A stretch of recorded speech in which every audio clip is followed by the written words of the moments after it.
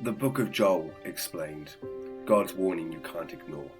Please don't forget to like and subscribe, it really does help us build the channel. Welcome back to our Books of the Bible Explained series. Today we're diving into one of the most intense, poetic and prophetic books in the Bible, in the Old Testament, the Book of Joel. It's a book about disaster, repentance and hope. A book that begins with a devastating locust plague and ends with the promise of the Spirit of God poured out on all people.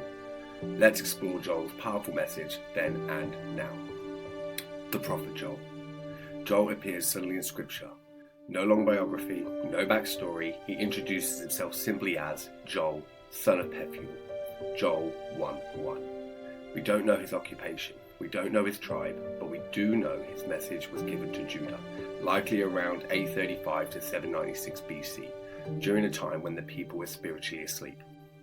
God speaks through Joel using vivid imagery and poetic prophecy. Joel's mission was simple but urgent. Wake the people up.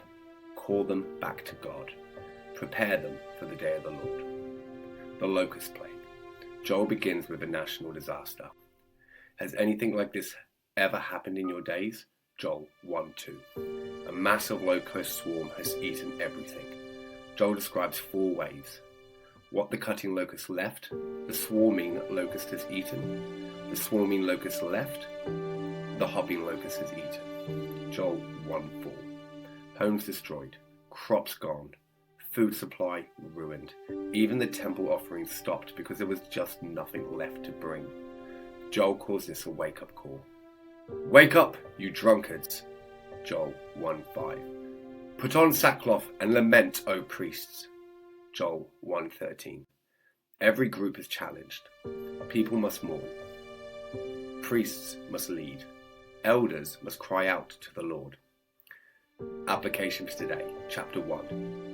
When God removes the things we depend on, He's not being cruel. He's calling us to depend on Him again. Sometimes God uses crises to wake up a nation or to rebuild our priorities. The day of the Lord. Joel shifts from the locust plague to something even bigger, the day of the Lord. He describes a coming judgment, symbolized by a terrifying army. A great and powerful people like blackness spread upon the mountains. Joel 2:2. This army has fire before them, fire behind them, movement like horses, discipline like soldiers, power that shakes the earth. Some believe Joel is describing a literal invading army, a symbolic picture of locusts, a prophetic picture of end-time judgment. Whatever the case, the message is clear. Without repentance, judgment is coming. But then everything shifts. A call to return. Even now, declares the Lord, return to me with all your heart. Joel 2:12. Joel says God doesn't want fake religion. Rend your hearts, not your garments. Joel 2:13. Why? For he is gracious and compassionate, slow to anger and abounding love. God's response to true repentance. If the people return to God, God promises grain, wine, oil, restoration of the land, protection from enemies, and one of the most beautiful promises in all of Scripture.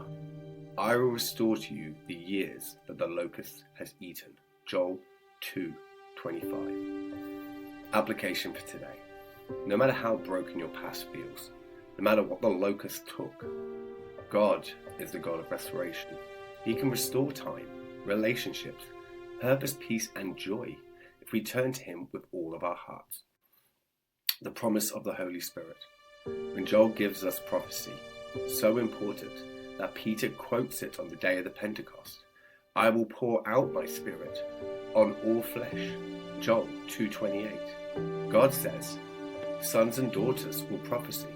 Old men will dream dreams. Young men will see visions. Even servants will be filled with His Spirit. This is not just for priests, not just for prophets, not just for kings. This was for everyone. Fulfillment at Pentecost. Act 2 shows this happening as the disciples were filled with the Holy Spirit and began speaking in other languages. Joel's prophecy announced a new era of God's presence, a new accessibility to the Holy Spirit, a global invitation to salvation. Application for today. The Holy Spirit isn't for the spiritually elite. He's for you. He empowers you to live for Christ, to overcome sin, and to walk in purpose. Judgment of nations. Joel ends with a final scene.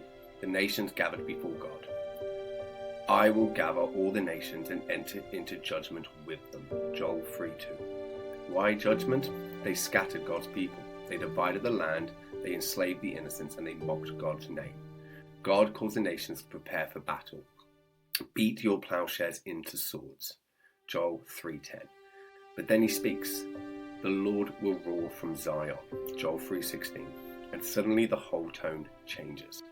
God promises refuge, safety, restoration, blessing, abundance, His presence forever.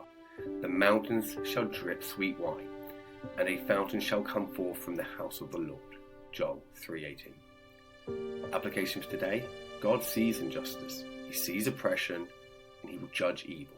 God will defend His people. No matter what the world looks like, God's justice will prevail. The book of Joel teaches us God uses crises to wake us up. True repentance brings restoration. God pours out His Spirit on all people. God will judge evil and defend His people. And restoration is always possible with God.